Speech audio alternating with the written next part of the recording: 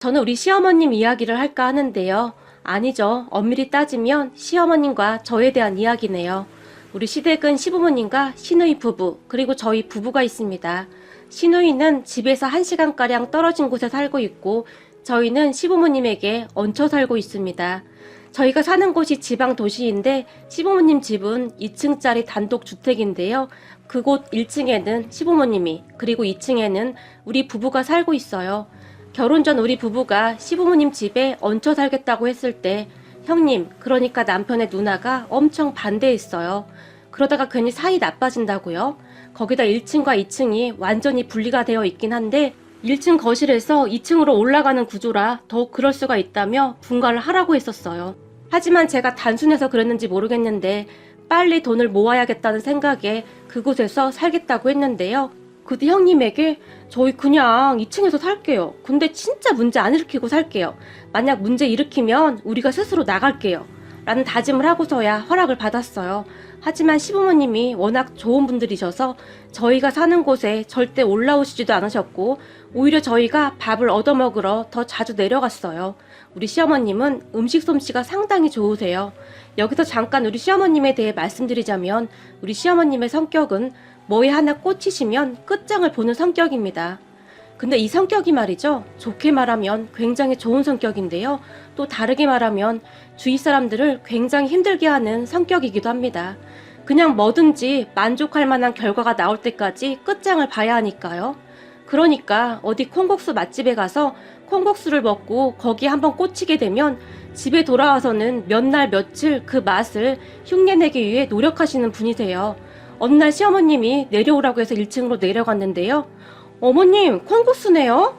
전 집에서 만든 콩국수는 처음이에요. 대부분 그냥 사 먹잖아요. 대단하세요. 제가 말을 했는데요.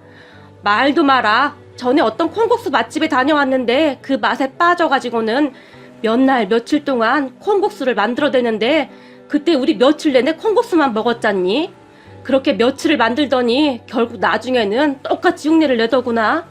우리가 그때 콩국수 먹느라 고생한 거 생각하면 그때 생각이 나는지 시아버님이 고개를 절레절레 흔들었어요. 그런 시아버님을 보며 그 덕분에 지금 이 콩국수가 완성된 거 아니에요. 다른 사람들이 맛보고 나보고 음식점 하라고 난리인데 감사하게 생각해요. 시어머님이 입술을 삐죽거리셨어요. 우리 시어머님은 항상 그러셨어요. 그런데 그런 좋은 결과만 나오면 참 좋을 텐데 그렇지 않을 때가 더 많았기에 가족들이 많이 피곤해하기도 했어요. 특히 우리 시아버님은 굉장히 짜증을 많이 내셨는데요. 가족들이 무슨 무용담처럼 이야기하며 말할 때는 잘 몰랐는데 제가 직접 겪어보니 이해가 되더라고요. 어느 날 집에 모기 한 마리가 들어왔던 모양인데요.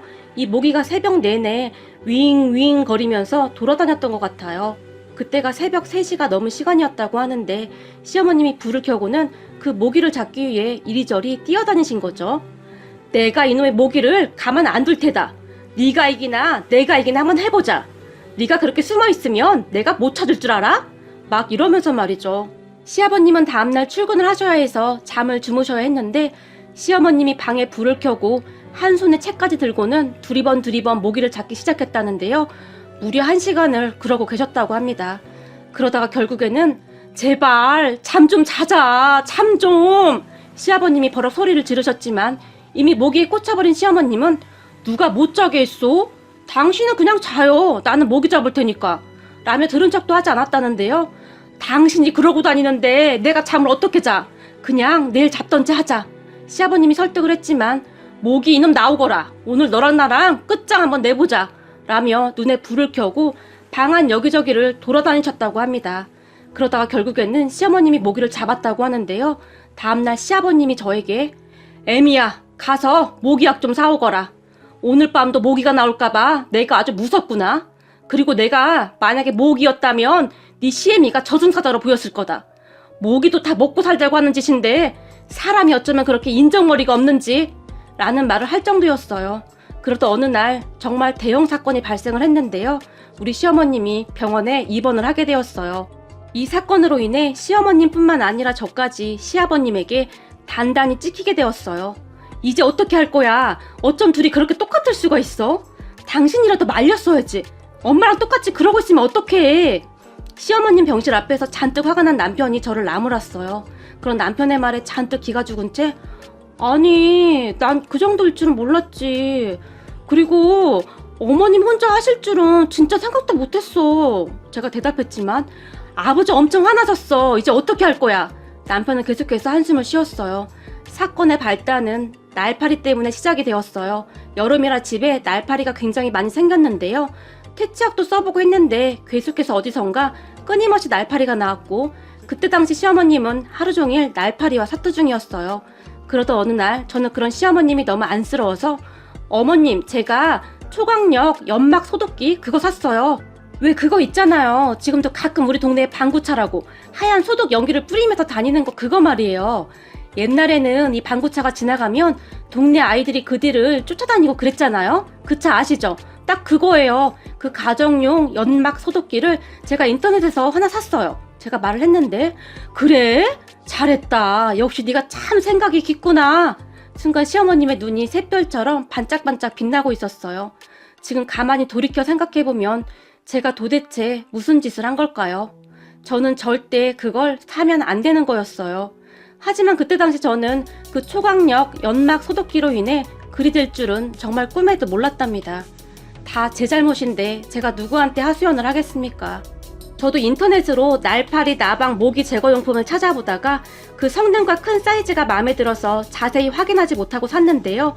세상에나 이게 풀숲 그리고 넓은 마당 같은 야외에서만 쓰는 거라네요. 그리고 며칠 후 그 문제의 소독기가 도착하자마자 시어머님이 출근한 저에게 전화를 해서는 성능이 아주 기가 막히다며 감탄을 하셨는데요. 그때까지도 저는 그저 정말요? 잘 됐대요 어머님. 이제 날파리는 끝났어요. 라며 말을 했는데요. 그렇게 시어머님은 날파리를 박멸하겠다는 의지 하나로 집안의 모든 문을 닫아버린 채 정말 집중해서 온 사방에 분사하기 시작한 것 같은데요.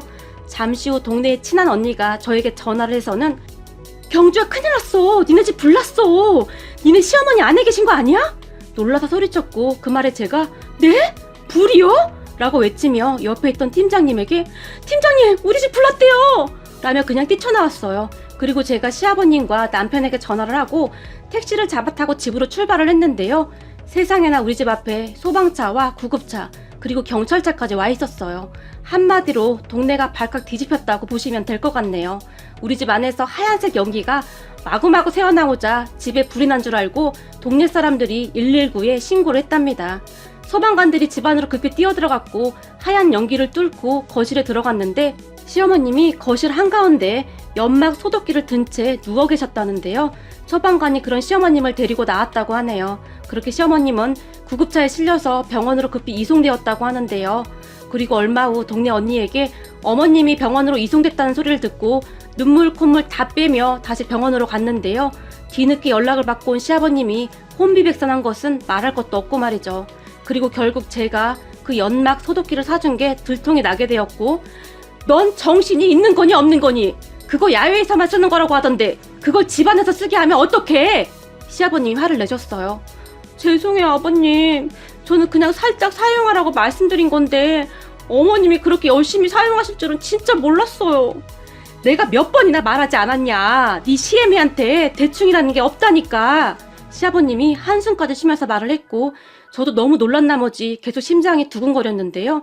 잠시 후에 병원 침대에 누워 계시던 시어머님이 언제 깨어나셨는지 저를 불렀고 그 와중에도 시어머님은 예, 날파리는 어떻게 다 잡아졌니? 라고 제게 물었어요. 어머님, 지금 날파리가 문제가 아니에요. 날파리 잡다가 큰일 날 뻔했어요. 그리고 저 집에서 쫓겨나게 생겼다고요. 그러니까 제가 같이 사용하자니까 왜 저 없을 때 혼자 사용하셨어요? 제가 울먹이며 물었는데요. 네가 올 때까지 어떻게 기다리고 있니? 시어머님은 그때까지도 확고하셨어요. 그런데 문제는 그 다음에 생겼는데요. 며칠 후 아는 사람에게 전화가 왔는데요. 경주야, 여기 지역신문에 니네 시어머니 이야기 나온 것 같은데? 라며 제게 전화를 했고 네? 우리 시어머님이요? 왜요? 제가 놀라서 물었는데요.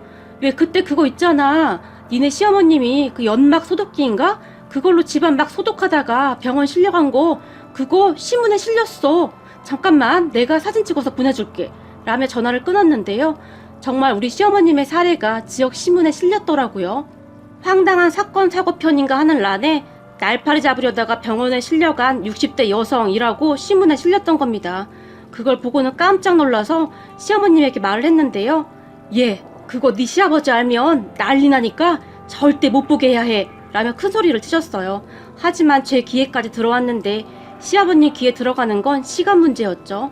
며칠 뒤 퇴근 후 집으로 돌아온 시아버님이 아유, 내가 남사스러워서 얼굴을 들 수가 없어. 이게 웬 망신이야 그래? 큰 목소리로 말을 하시며 소파에 뭔가를 툭 하고 던졌는데요. 자세히 보니 지역 신문이었어요. 아버님 혹시 보셨어요? 제가 작은 목소리로 물었어요. 이걸 보는 게 문제가 아니라 지금 소문이 다 나서 창피해서 얼굴을 못 들고 다니겠다. 사람들이 다 웃고 난리도 아니야. 내가 살면서 누구한테 손가락질 받으며 산 적이 단 한 번도 없었는데 이게 웬 난리야 그래? 시아버님이 긴 한숨을 쉬셨어요. 그런 시아버님의 말에 제가 시어머님을 모시고 조용히 2층으로 올라왔고 어머님, 우리 당분간 조용히 있어야 할 것 같아요. 안 그러면 이러다 둘 다 쫓겨날 것 같아요. 제가 소곤소곤 말을 했고 그러게 말이다. 그 방구 소독약인가 뭔가 때문에 이게 웬 난리냐 그래? 시어머님도 울상을 지었어요. 그러다 어느 날 저녁 시아버님이 우리를 모두 불렀는데요. 마트 가서 콩국수 끓일 것 좀 사가지고 와. 좀 많이 끓여야 하니까 많이 사와 라고 말을 했는데 갑자기 콩국수는 왜요? 시어머님이 물었고 내가 계속 생각해봤는데 소방관들한테 미안해서 안 되겠어. 그 소방대원들 항상 그 고생을 하는데 그날 우리 집에 와서 좀 고생했어. 미안하기도 하고 하니 당신 음식 잘하니까 아이스박스에 담아서 콩국수 좀 해서 가져다 주려고. 국수 삶고 콩국물은 냉장고에 준비해두면 되고 수박도 좋은 걸로 좀 푸짐하게 사와. 시아버님이 말씀하셨는데 생각해보니 맞는 말씀이더라고요. 그렇게 시어머님과 저는 마트에 가서 쇼핑을 하고 다음날 콩국수를 준비해서 소방서로 찾아갔는데요. 그 안에 들어가는데 어찌나 얼굴이 화끈거리던지 소방관분들이 아유, 우리 동네 유명 인사이신 시어머님과 며느님 오셨네요 라며 웃으셨거든요. 소방관분들의 말에 그때는 정말 죄송했어요 라고 말을 했고 그런 제 말에 한 소방관분이 제가 소방관으로 근무한 지 꽤 오래됐는데요. 이런 경우는 처음 봤습니다. 라며 큰 소리로 웃었어요. 정말 드릴 말씀이 없네요. 제가 다시 한번 사과를 했는데요. 그런 일도 처음인데 그렇다고 이렇게 콩국수를 직접 해서 가지고 오신 분도 처음입니다. 저희도 감동입니다. 아까도 말씀드렸듯이 제가 이 일을 꽤 오래 했는데 정말 별의별 일이 다 있긴 하거든요. 근데 말이죠. 우리 소방관들도 사람인지라 이런 따뜻한 관심 하나하나에 참 감사하고 가슴이 뜨거워집니다.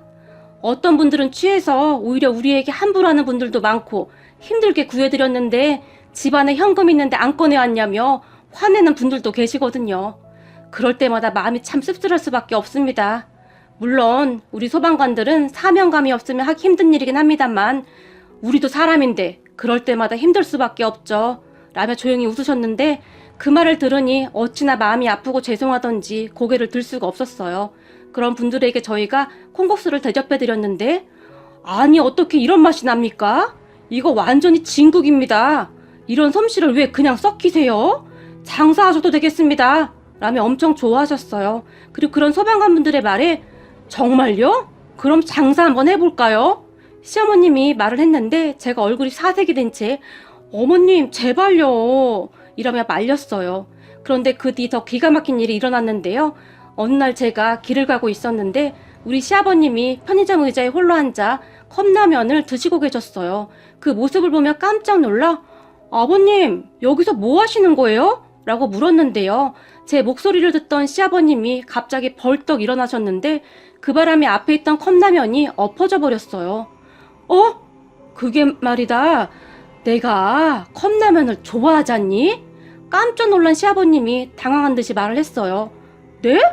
아버님 인스턴트 음식 엄청 싫어하시잖아요. 특히 라면이라면 아주 질색하시잖아요. 제가 눈치 없이 물었는데요. 아니다. 내가 컵라면을 얼마나 좋아하는데 시아버님이 계속 말을 돌리셨어요. 아버님, 요 앞에 국밥집 가서 같이 식사해요. 저도 아직 점심 못 먹어서요. 라며 시아버님을 모시고 국밥집으로 갔는데요. 시아버님이 순식간에 국밥 한 그릇을 폭풍 흡입하셨어요. 저는 그런 모습을 그저 놀라서 바라보고만 있었는데요. 저기 말이다. 오늘 여기서 나 본 거 네 시애미한테는 절대 말하지 말거라. 시아버님이 조용히 말씀하셨는데 힘이 하나도 없어 보이셨어요. 네? 왜요? 아버님 무슨 일 있으신 거예요? 사실 그게 말이다. 내가 진지하게 말을 하려고 했는데 차마 입이 떨어지지가 않더구나. 그게 말이다. 나 얼마 전에 명예퇴직 당했다. 네? 명예퇴직이요? 언제요? 제가 물었고 보름 정도 됐다. 보름이요? 그럼 계속 이러고 계셨던 거예요? 순간 시아버님이 말을 멈추셨는데요. 그런 시아버님을 보는데 마음이 너무 아프더라고요. 아버님 진작에 말씀하시지 그러셨어요. 그동안 평생을 고생하셨는데 퇴직하셨다는 말을 왜 못하세요? 당당하게 하셔도 되는데. 순간 제가 목이 메어 차마 말을 잇지 못했는데요. 그러게 말이다. 이게 별것도 아닌데 왜 그리도 입이 안 떨어지던지. 아직도 한참 일할 나이이기도 한데 어떻게 해야 하나 걱정도 되고 말이다. 아버님 우리 둘 다 벌고 있고 한데 너무 그러지 마세요. 정 안 되면 저희가 보태도 되고요. 아버님 저도 꽤 잘 버는 거 모르셨나 보네요. 저 연봉 꽤 높아요. 라며 제가 시아버님의 손을 꼭 잡아드렸어요. 제 말에 시아버님의 눈시울이 붉어지셨는데요. 우선 말이다. 내가 말할 때까지 아무한테도 말하지 말거라. 내가 곧 말하마. 시아버님이 부탁을 했고 저는 한동안 그 약속을 지켜드렸어요.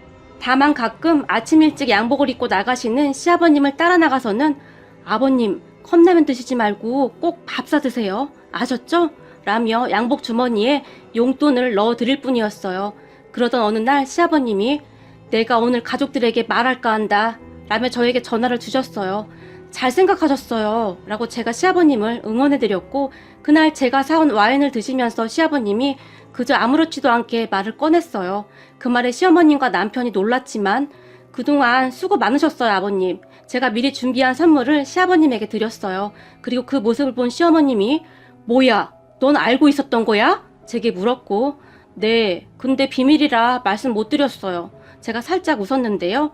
마누라한테 제일 먼저 말을 해야지. 이게 뭐야? 시어머님이 서운해 하셨어요.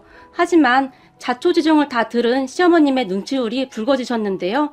이 양반아 이게 뭐가 숨길 일이라고 그렇게 숨겼어. 당신 그 정도면 아주 훌륭했어. 평생 동안을 철없는 마누라 챙기느라 고생했는데 이제는 내가 당신 먹여 살릴게. 순간 시어머니 입에서 그 말이 툭 하고 튀어나왔는데요. 우리 가족 모두는 안 돼! 그냥 아무것도 하지 마! 라며 소리를 질렀답니다. 당연했어요. 시어머님이 또 어떤 일을 벌일지 다들 걱정이 태산이었거든요. 그런데 그 다음날부터 시어머님은 결심을 한 것을 실행에 옮기셨고 정말 열심히 이것저것을 알아보기도 하고 공부를 하시는 듯 했어요. 그 모습에 우리 모두는 그저 조마조마한 마음이었는데요. 한 3달쯤이 지났을까요? 갑자기 시어머님이 나 국수집 차릴까 해 라며 선포하셨어요. 뭐? 국수집? 시아버님이 놀라서 물었고 내가 콩국수도 잘 만들고 수제비랑 칼국수도 꽤 잘하잖아.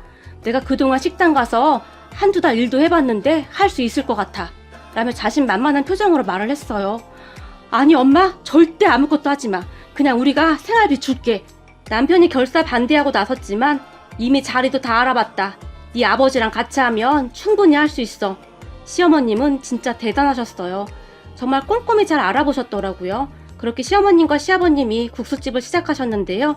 시어머님의 집념 덕분이었는지 가게가 꽤 잘 됐어요. 거기다 어떻게 안 것인지 소방관분들이 자주 와주시기도 했고 여기저기 입소문도 내주셔서 많은 도움이 되었어요. 그런 시부모님의 마음이 통했던 것인지 장사는 더 잘 되어갔어요. 은퇴 후 걱정 가득하시던 시아버님도 요즘 한시름 덜으셨고 말이죠. 그만 쉬시라고 해도 일하시는 게 좋다고 하시니 어찌할 방도가 없네요. 그래도 두 분이 열심히 사시는 모습을 보며 저도 많이 배우고 있습니다.